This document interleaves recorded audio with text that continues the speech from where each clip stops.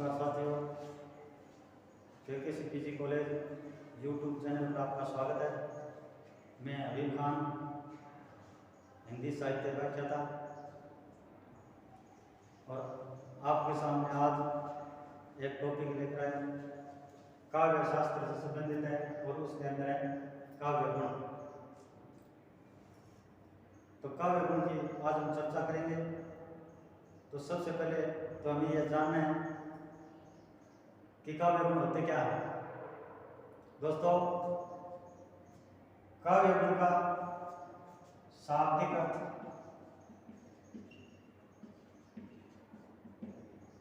काव्य गुण का शाब्दिक अर्थ होता है पहचान। जिन लक्षणों के द्वारा हम काव्य की पहचान करते हैं उन्हीं लक्षणों को काव्य गुण कहते हैं। चाहे फिर वो काव्य गुण हो, चाहे इंसान के गुण, कोई भी वस्तु, धर्म, जाति जो भी हो, हम उनको उसके गुणों के आधार पर पहचानते हैं। तो उसी प्रकार ये काव्य गुण है, इन्हीं गुणों के आधार पर काव्य की अन्य काव्यों से तुलना कर सकते हैं। तो काव्य गुण काव्य शास्त्र के अंदर आचार्य दंडी उसने अपने ग्रंथ काव्य आदर्श में 10 प्रकार के काव्य गुण बताए। आचार्य भर्तृहरि ने अपने नाट्यशास्त्र के अंदर उसने भी कई गुणों का उल्लेख किया, लेकिन सामान्य रूप से हम माने तो हिंदी के जो विशेषज्ञ हुए उन्होंने हिंदी के कुल 3 काव्य गुण माने हैं। वो 3 काव्य गुणों में सबसे पहला जो काव्य गुण आता है वो आता है, काव्य गुण होते हैं वो 3 प्रकार के होते हैं।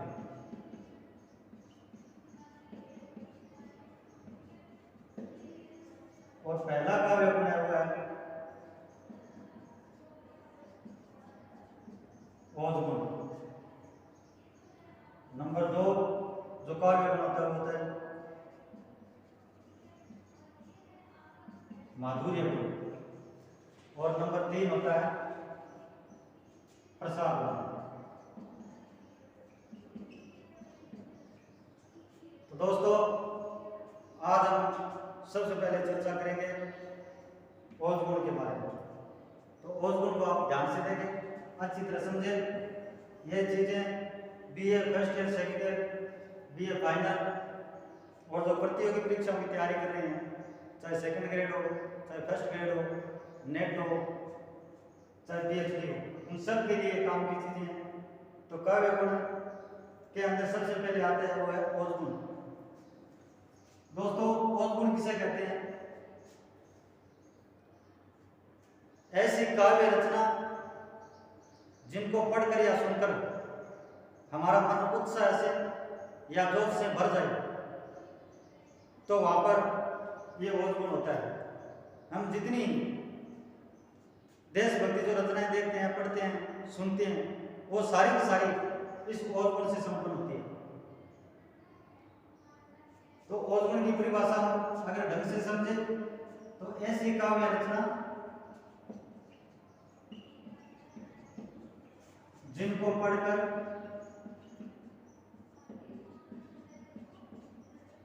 या सुनकर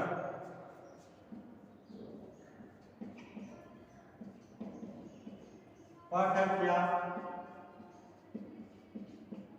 श्रोता का मन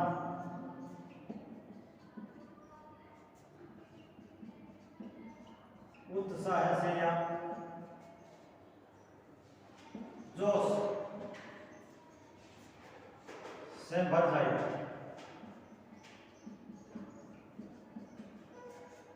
तो वहां ओज गुण होता है।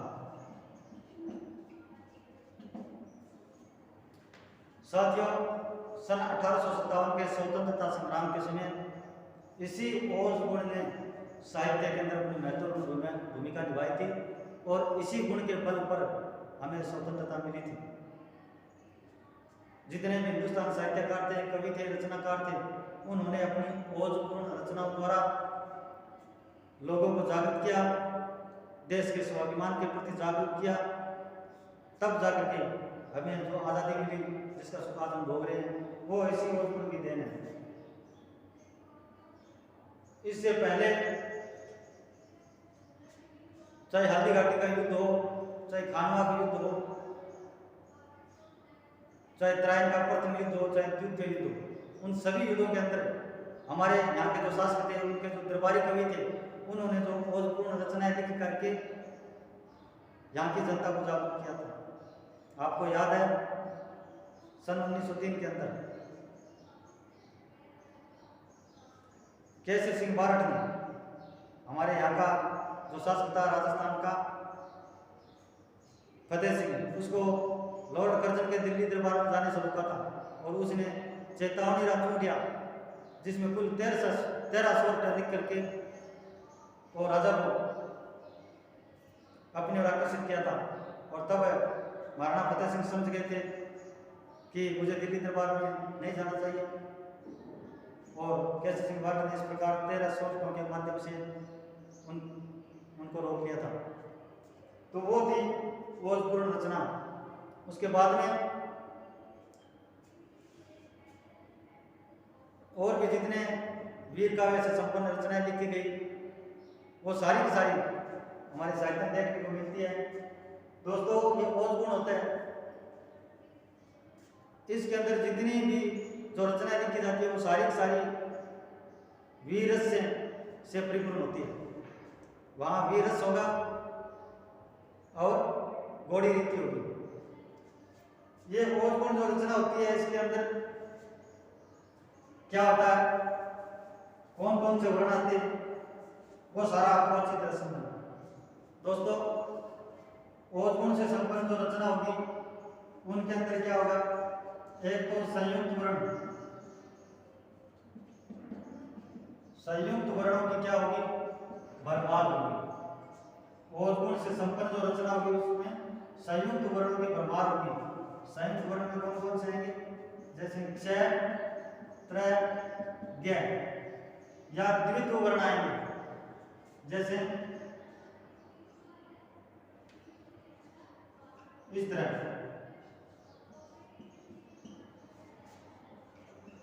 इस तरह के द्वित्व वर्ण आएंगे, वो सारे ओजगुण के अंदर आएंगे। दूसरा, ओजगुण के अंदर लंबे समास होंगे। ओजगुण के अंदर जो समास होंगे वो लंबे होंगे, बड़े बड़े समास होंगे, छोटे समासों का इसके अंदर प्रयोग नहीं किया जाता है। इसके अलावा जो मूर्धन्य वर्ण होते हैं, मूर्धन्य वर्णों की इसमें क्या होती है, प्रधानता होती है। ओजगुण के अंदर मूर्धन्य वर्णों की प्रधानता होती है।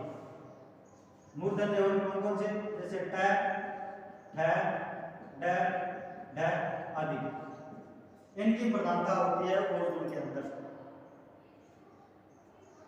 सबसे पहले जो ओजगुण रचनाएं लिखी गई, उनके अंदर हम साहित्य में देखें तो चंद्रवरदाई का लिखा हुआ पृथ्वीराज रस है, वो पूरा का पूरा वीर प्रधान काव्य है, और उसके अंदर ओजगुण है। उसके बाद में अगर हल्दी घाटी की देखें रचनाएं, जैसे एक रचना है, मैं आपको कुछ रचनाएं बताता हूँ जो वीर और ओजगुण से संपन्न रचनाएं हैं। वहाँ एक महाराणा प्रताप से संबंधित रचना है।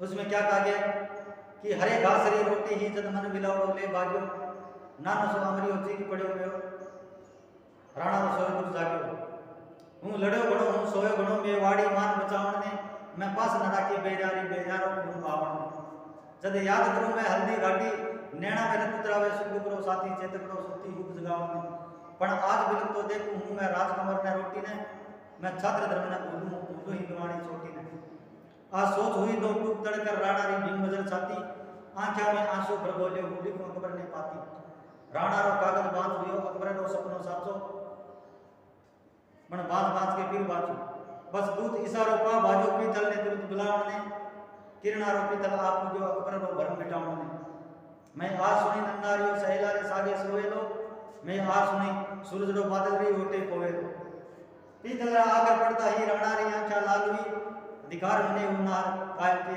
दकाल हुई हूँ भूख मरू चाहे प्यास मरू मेवाड़ी धरा आजाद रे मैं घोर उजाड़ में भटकूं पण मन में मारी याद रे हिंदवान और सूरज चमके लो अकबर रीतियां सुनी। तो ये पूरी रचना है दोस्तों, ये और कौन से संपन्न है, वीर इसके अंदर प्रधानता है और वहां पर घोड़ी रीति का प्रयोग हुआ है। इसी प्रकार हम सन 1857 के स्वतंत्रता संग्राम को देखें तो उसके अंदर जो रचनाएं लिखी गई वो सारी की सारी कौन से संपन्न थी।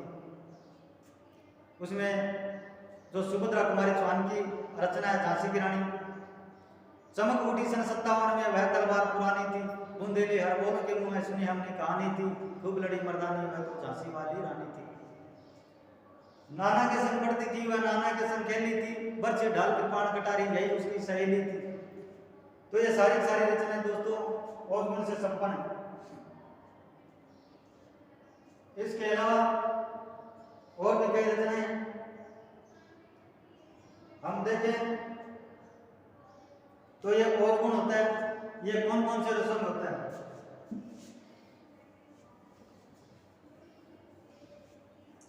साथियों और गुण अकेला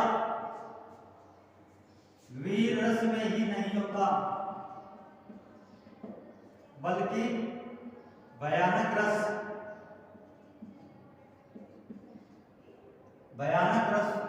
व विभत्स रस में भी ओज गुण होता है।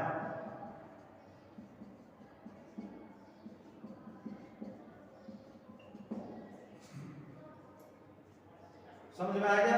ओज गुण होता केवल वीर रस में नहीं होता बल्कि भयानक रस व विभत्स रस में भी ओज गुण होता है, वो मुख्यतः पाया जाता है। इनकी अनेक रचनाएं भयानक रस में हम देखें तो आपने देखा होगा एक होता है रौद्र रस, साथ में कौन सी बात? रौद्र रस में भी होता है। रौद्र रस का जो स्थायी भाव होता है वो होता है क्रोध। आपने सन्नी देओल की फिल्म देखी, उसके अंदर क्या कहता है सन्नी देओल